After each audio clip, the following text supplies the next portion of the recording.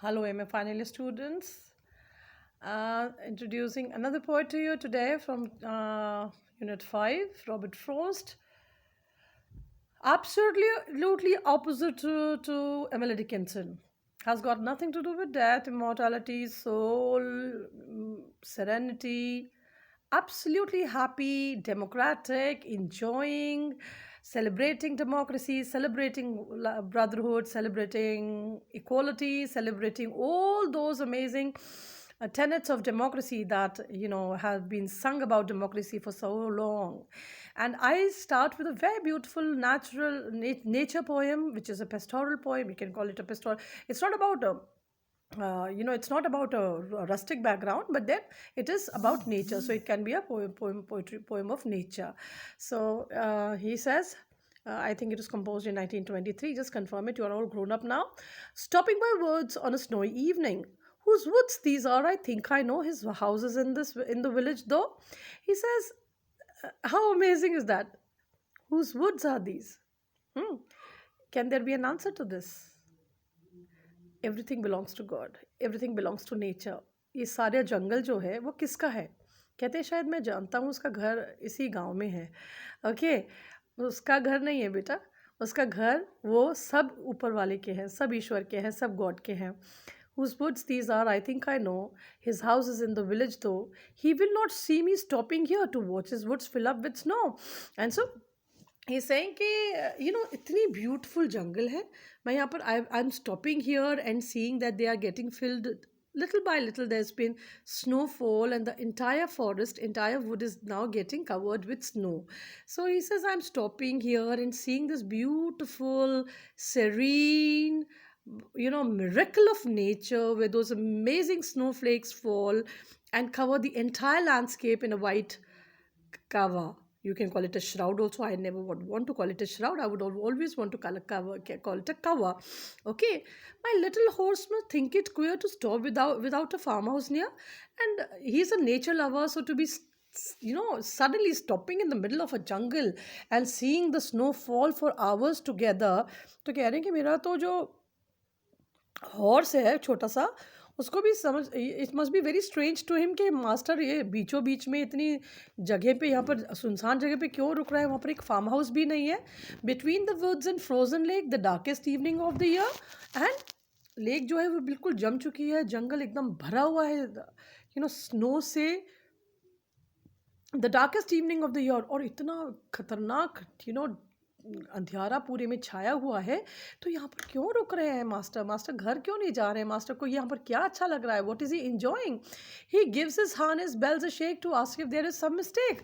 And then देखिए, जानवर में भी थोड़ी सी समझ होती है। वो अपने गले की घंटियाँ हिला रहा है और बोल रहा है ऐसे बताने के लिए कि master, are you sure you haven't made a mistake? आपने कोई गलती तो नहीं करी है? यहाँ पर रुकना सही है या नहीं है? चले या नहीं चले? The only other sounds the sweep of easy wind and downy flake. And then he says, the only other sounds the SVEEP.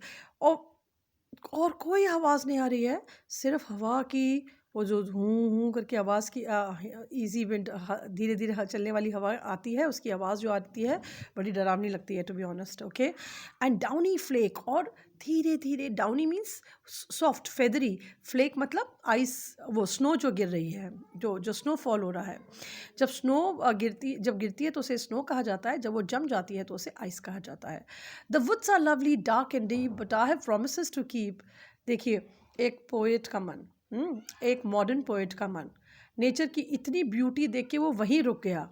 उसको बहुत ज़्यादा इंजॉय करना चाहता है, but there is so much waiting for at home to be done. कितने काम बाकी हैं।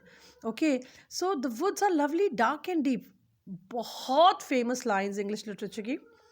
और आपको आश्चर्य होगा, ये जवाहरलाल नेहरू की फेवरेट लाइंस थी।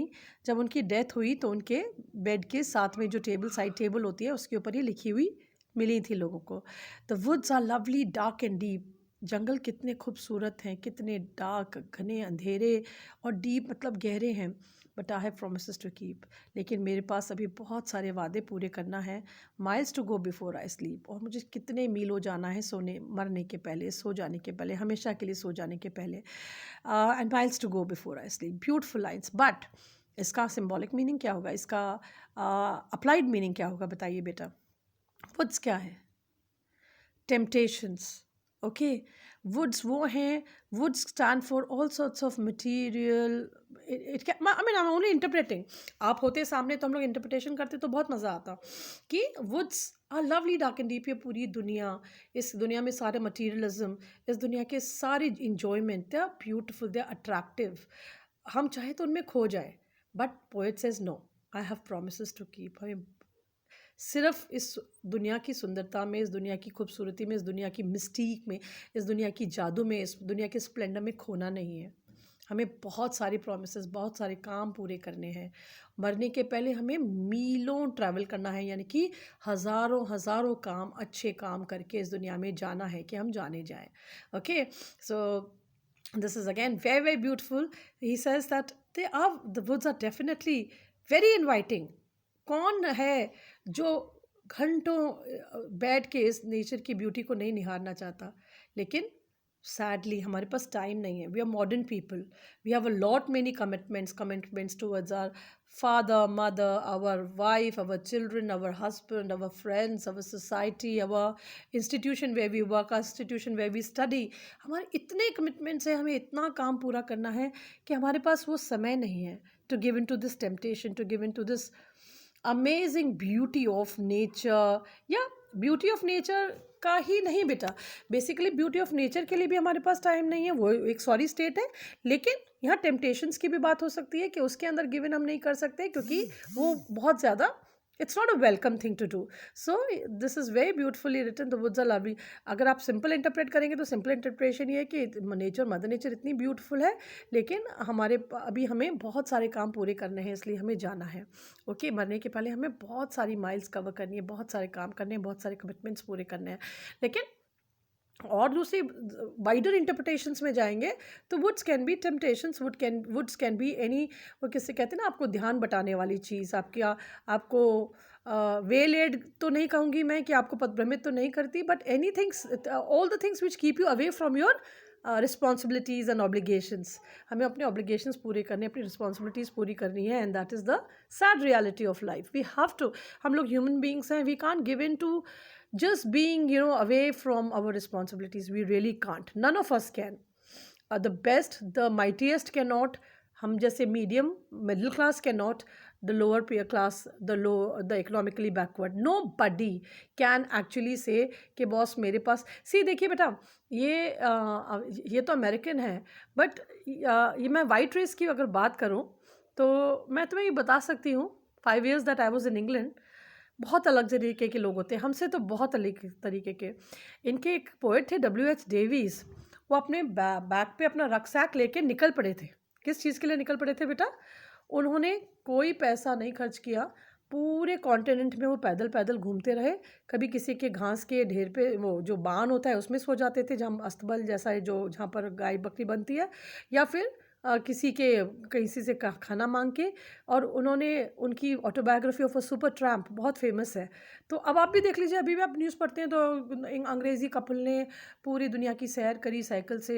ये लोग बहुत मस्त होते हैं इस मामले में. तो ये लोग एक्चुअली नेचर लवर्स तो होते ही हैं, और इन लोगों में वो हिम्मत भी होती है कि ये दुनिया को कहें कि ओके यार, थोड़ी देर रेस्ट कर लो, थोड़ी देर हमारे बिना रह लो, अभी हम अपनी लाइफ जी के आते हैं. तो ऐसी उस लाइफ के बारे में ये बात कर रहे हैं, जहाँ ये कहते हैं कि if given a choice, nature की इस ब्यूटी में खो जाना चाहते हैं हमेशा के लिए, कुछ काम नहीं करना, कुछ रिस्पॉन्सिबिलिटीज़ नहीं निभानी, लेकिन ऐसा पॉसिबल नहीं है, ऐसा फीजिबल डेफिनेटली नहीं है. I will see you again in the next with the next poem. Thank you.